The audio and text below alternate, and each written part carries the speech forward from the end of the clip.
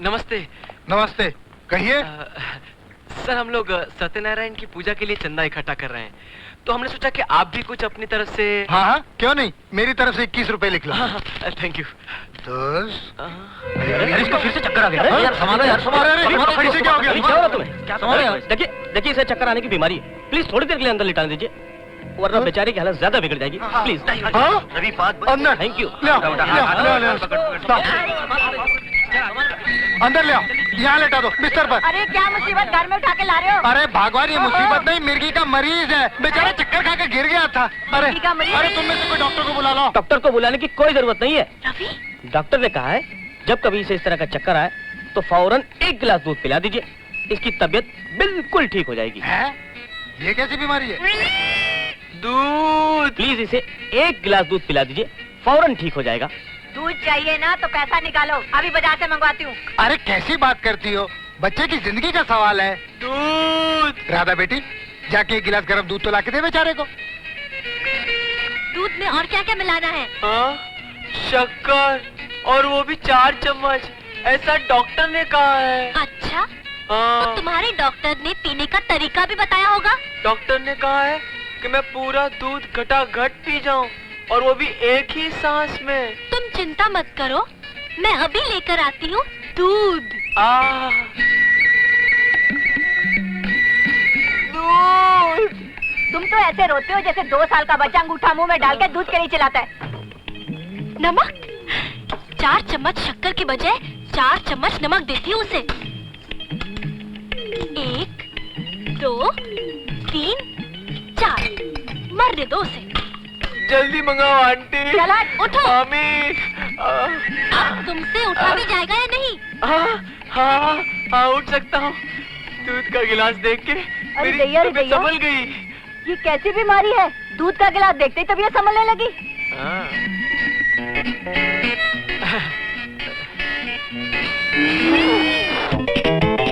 ओहो, मुझे मालूम है कि ऐसी बीमारी में दूध का पहला घूंट बहुत ही कड़वा होता है, मगर बाद में दूध का टेस्ट वाह वाह। चलो पी जाओ, वरना ऐसा कस के चक्कर आ जाएगा कि हाँ बेटा, पी लो पी लो। इतना मीठा दूध तो तुम्हारे जैसे जवान बेटे 1 घूंट में पी लेते हैं। मामा जी, मीठा। पी जाओ, वरना ये पूरा दूध गले में उतार दूंगी मैं। पीता हूँ।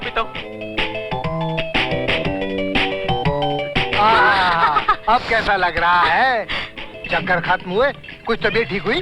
ओहो मामा जी, इनकी तबीयत तो बिल्कुल हरी हो गई। अब चलना फिरना तो क्या, ये तो दौड़ने लगेंगे। क्यों, तबीयत ठीक नहीं हुई तो और 1 गिलास बना के दूं? नहीं, अपनी अरे ओ मरीज साहब, मेरा गिलास? नहीं, अगर तुम्हारे घर में ग्लासों की इतनी कमी है तो इसे भी ले जाओ। नहीं, बहुत ग्लास है मेरे घर में, ये लीजिए। मामा जी आप ले लीजिए, मैं जा रहा हूँ। अरे वो सत्यनारायण की पूजा का चंदा नहीं लोगे क्या? नहीं मामा जी, सत्यनारायण की पूजा बाद में। हाँ? अजीब लड़का है। अरे हमारी बात तो अधूरी रह गई, चलो। अरे बस करो यार, जब देखो तुम्हारी बात।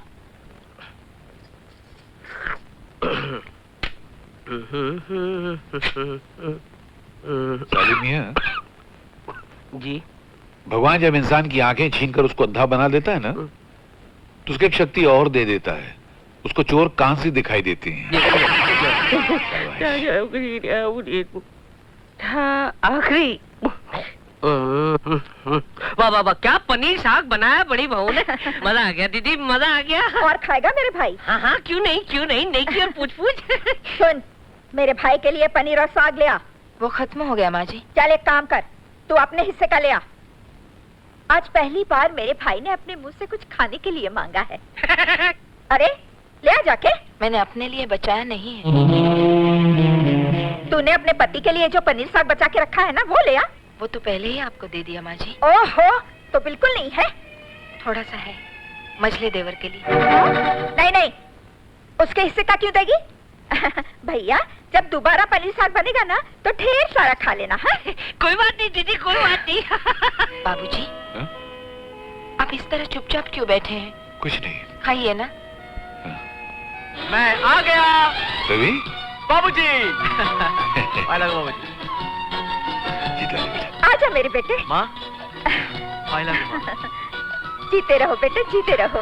ये क्या, न कोई चिट्ठी, न तार, न कोई खबर, ये अचानक कैसे आना हुआ? बस माँ, ऐसे ही अचानक आने का प्रोग्राम बन गया, और कुछ नहीं। नमस्ते बड़ी भाभी। जीते रहो। छोटी भाभी नमस्ते। खुश रहो। चिंटू हाय। हाय छोटे चाचा। और प्यारे मामा जी को आदर प्रणाम। आयुष्मान भव। वाह। ये आशीर्वाद मैंने टीवी सीरियल महाभारत देखने के बाद देना सीखा। खाना खाएगा? नहीं, तू तो खा के आया होगा। ओह मामा। अच्छा माँ, आज मैं सस्पेंस का ऐसा धमाका मारूंगा कि तुम खुशी से उछल पड़ोगी। क्या मतलब? अरे मतलब कुछ नहीं माँ, जल्दी से आरती का सामान मंगवाओ और फूल माला की तैयारी करो। हाँ? अरे रवि, क्या लाया है, जल्दी बोलना। माँ, मैं इस घर की यानी आपकी छोटी बहू लाया हूँ। क्या? मामा। तू छोटी बहू लाया मेरे लिए? हाँ बिल्कुल। देखा, झटका खा गए ना आप सब लोग। तू मजाक कर रहा है ना? नहीं माँ, मैं बिल्कुल मजाक नहीं कर रहा हूँ। तुम्हारी कसम, मैं सचमुच शादी करके आया हूँ। हाथ मत लगा मुझे। शादी करके आया है और घर वालों को खबर तक नहीं। नहीं माँ, देखो ये सब सवाल जवाब बाद में करो ना तुम। सबसे पहले बहू को घर में लाने की जो रस्म होती है ना, उस रस्म के साथ बहू को घर में तो ले आओ। मैं लेकर आती हूँ। मैं ऐसी शादी को नहीं मानती। अरे अब तुम्हारे मानने या न मानने से क्या होता है भाग्यवान। शादी हो चुकी है, फेरे लगा ली होंगी या किसी रजिस्ट्रार के यहाँ जाके दस्तखत कर ली होगी।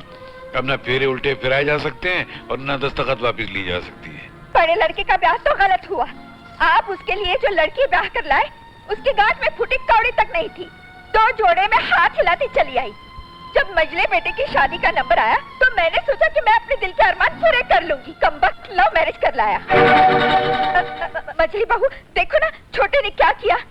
मैं इस पर कितनी आस लगाकर बैठी थी कि तेरी शादी में लड़की वालों से fridge, tape recorder, VCR, video, 10,000 नगद और कम से कम 10 तोला सोना लूंगी। लेकिन तूने तो, हाय हाय, मेरे तो नसीब ही फूटे हुए हैं। बस दुर्गा, अपनी आशाओं के चेहरे से पर्दा मत हटाओ। अंदर से बड़ा भयानक लालच का चेहरा नजर आ रहा है। तुम चुप रहो जी।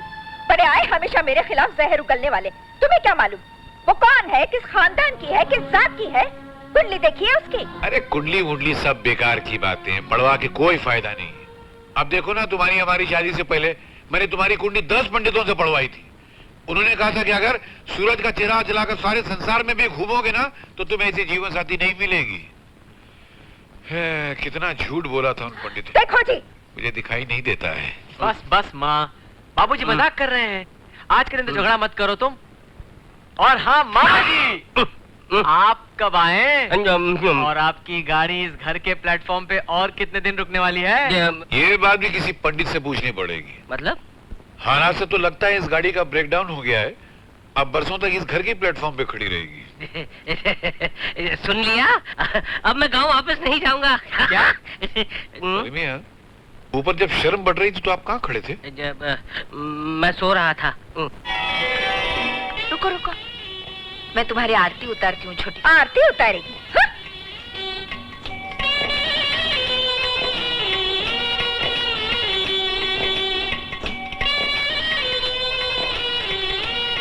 अब इसे गिराकर अंदर चली आओ।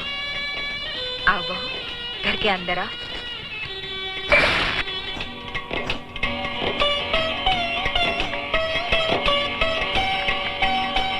माँ जी, देखिए तो रवि कितनी सुंदर बहू लाया है।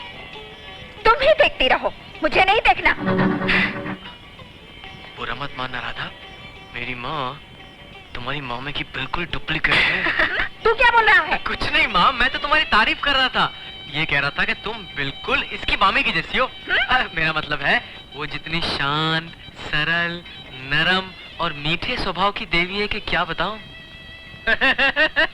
देखा, इतना छोटा होकर इसने शादी भी कर ली। मुझे देख, मैं तेरा मामा हूँ, आज तक कुंवारा बैठा हूँ। लगता है मेरे जीवन के खाते से बाय मिस्टेक वो शादी का पन्ना कहीं फटकर उड़ गया है। बहू, तुम सफर से थक गई होगी, चलो आराम कर लो। आओ। अच्छा माँ, मैं वापस जा रहा हूँ। वापस जा रहा है? क्या हाँ। मतलब? ओ माँ, अगर आज मैं ड्यूटी पे वापस नहीं गया तो नौकरी जाएगी, साथ साथ 900 रुपए भी जाएंगे जो मैं तुम्हें हर महीने के भेजता हूँ। हाँ। है ना? हाँ। इसलिए मैं अभी जाता हूँ और अंदर जाके उनसे भी कह देता हूँ उनसे कह देता हूँ। सुना तुमने, आजकल के लड़के जोरू के गुलाम हैं, जोरू के गुलाम। अच्छा भाभी, मैं चलता हूँ। चलता हूँ मतलब? 4 दिन की छुट्टियाँ मिली थी, वो भी फिनिश। आज रात को काम पर होना बहुत जरूरी है, वरना गड़बड़ हो जाएगी। नौकरी की खातिर नई नई शादी की कुर्बानी। अच्छा राधा, चलता हूँ। रवि, प्यारे देवर जी, मैंने देख लिया है बदमाश करेगा। नहीं भाभी, वो तो आंखों में कचरा चला गया था। अच्छा? हाँ, मैं तुम्हारी आंखों का कचरा निकालती हूँ। नहीं, अभी नहीं, फिर कभी। अभी मुझे देर हो रही है, मैं अभी जा रहा हूँ। अच्छा भाभी, चलता हूँ मैं। चलता हूँ। Okay darling. नहीं, जा रहा हूँ मैं। Okay Radha, bye. चिंता मत कर राधा, बस ये समझ ले, इस घर में तेरी बड़ी बहन है। बाबूजी देखिए, मैं छोटी बहू को आपसे मिलाने लाई हूँ। अरे जीती रहे बेटी, जीती रहे। देखिए ना बाबूजी, रवि कितनी सुंदर बहू लाया है। काश मैं इसे देख सकता, मगर मन की आंखों से देख रहा हूँ, बहुत सुंदर है। बाबूजी, आप आराम कीजिए, हम जाते हैं। जा बेटी, जा। चलो।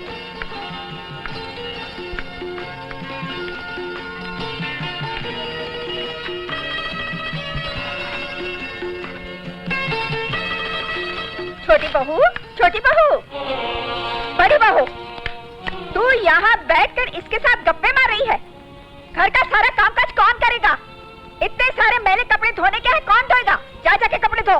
मैं जाती हूँ माँ जी, तुम बैठो राधा, मैं घर का काम करके आती हूँ। चलो दीदी, मैं भी तुम्हारे साथ काम करूंगी। अरे नहीं। ओह, क्या प्यार उमड़ रहा है एक दूसरे पर।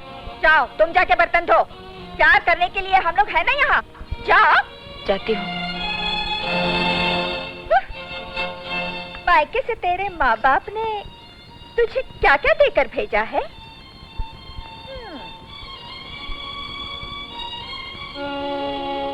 माँ जी, मेरा आज इस घर में पहला दिन है, इसीलिए मैं अपने बारे में आपको सब कुछ बता देना चाहती हूँ। मेरे भाई में माँ बाप कोई नहीं है। बचपन में ही मेरे माँ बाप गुजर गए। पैदा होते ही अपने माँ बाप को खा गई। क्या शुभ चरणों वाली बहू आई है मेरे घर। माँ जी, मैं तो ये समझकर यहाँ आई थी कि बचपन में जो माता पिता का प्यार मुझसे छिन गया था, वो ममता, वो प्रेम मुझे आपके चरणों में मिलेगा। वाह वाह वाह, क्या रस भरी मीठी मीठी बातें करती है माँ। अरे मैं भी तो चेहरा देखूं छोटी भाभी का। नाप नाप। अरे मोहिनी, तुझे किसने खबर दी? तू तो अपनी सहेली की शादी में जा रही थी ना? हाँ माँ, मैं जाने की तैयारी ही कर रही थी कि रवि आया और उसने बताया। वैसे शक्ल सूरत तो बुरी नहीं है। शक्ल को डाल चूल्हे में। पहले ये बता कि ये सोने का है या नकली है? माँ जी, ये मेरे स्वर्गवासी माँ के गहने हैं। मरते समय उन्होंने ये गहने मेरे मामा जी के हवाले किए थे, ये कह के कि जब मेरी शादी हो तो ये गहने मुझे पहना दे। बस यही गहने देकर मरी थी तेरी माँ? नहीं माँ जी, और भी गहने हैं उस सूटकेस में। मोहिनी, जरा देख तो। हाँ माँ। छी छी छी छी, क्या घटिया साड़ी है। ये भी सूती की साड़ी है। इससे तो अच्छे कपड़े हमारी नौकरानी पहनती है। ये अच्छी है ना? ये साड़ी मैं अपनी सहेली की शादी में पहनकर जाऊं? हाँ हाँ पहन ले, इसमें किसी को पूछने की क्या जरूरत है। सुनो, मैं ये साड़ी ले जा रही हूँ और मेरे आने तक ये सूटकेस को हिलाना मत। आकर मैं एक एक चीज को गौर से देखूंगी। अच्छा माँ, मैं चलती हूँ। छोटी बहू, सुना नहीं तूने उसने क्या कहा? ये साड़ी पहनकर वो अपनी सहेली की शादी में जा रही है। सहेली की शादी में जाना है तो वो अपनी कीमती साड़ी पहनकर जाए। एक भिखारन की साड़ी पहनेगी तो शर्म नहीं आएगी इसे? घर में आए हुए एक घंटा नहीं हुआ, देखा इसकी जुबान कैंची की तरह चल रही है। मैं कहती हूँ दे दे साड़ी। नहीं, जिस घर में नौकरानी भी इससे अच्छी साड़ी पहनती हो, ये इस घटिया साड़ी को पहनने का शौक दिखा रही है। और माँ जी, क्या आपने अपनी बेटी को विदा करते समय एक भी कीमती साड़ी नहीं दी थी जो वो अपनी सहेली की शादी में पहन सके? अरे आप तो बिल्कुल मेरे मामा की तरह गरीब निकली। क्या कह रही हो मेरी माँ को? क्यों? तुम्हारी माँ को मैंने कुछ कहा तो तुम्हारे दिल में आग लग गई। अरे थोड़ी देर पहले तुम लोगों ने मेरी माँ को पता नहीं क्या क्या कहा। सोचो मेरे दिल पर क्या गुजरी होगी। तुम्हारी नजरों में मेरी माँ एक भिखारन है, तो मेरी नजरों में भी तुम्हारी माँ नहीं, चुप हो जा राधा। इन लोगों ने मेरे माँ बाप को बुरा भला कहा, गालियाँ दी उन्हें। ये सब सुनकर मैं चुप हो जाऊं? मैं चुप नहीं रह सकती। भगवान के लिए चुप हो जाओ छोटी बहू। तो तुमने इसके कान भरे हैं और इसके मन में हमारे खिलाफ जहर तुमने खोला है। इसीलिए 10 मिनट में 10 गज लंबी जबान निकालकर हम लोगों से लड़ना शुरू कर दिया। बेगुनाह बड़ी भाभी को क्यों दोष दे रही है? इसलिए कि वो आपके इल्जाम और गालियां सुनकर चुप हो जाती है। ये चुप हो जाती होंगी, लेकिन मैं चुप नहीं रह सकती। मैं जबरदस्ती जुल्म और गालियां सुनने की आदी नहीं हूँ। छोटी बहू, ये साड़ी मोहिनी को दे दो। नहीं दीदी, ये साड़ी मेरे गरीब मामा ने अपनी मेहनत की कमाई से खरीदी हुई है। देते समय उन्होंने कहा कि बेटी, अपने ससुराल में जिसे अपनी माँ समझना, उन्हें प्रणाम करके उनके चरणों में ये साड़ी रख देना। तो पहले क्यों नहीं बताया कि तुम्हारे पिता समान मामा जी ने ये साड़ी मुझे भेंट दी है? बेकार साड़ी के लिए झगड़ा हो रहा था। बेटी ला, वो साड़ी मुझे दे दे। जी नहीं, ये साड़ी आपके लिए नहीं है। हाँ?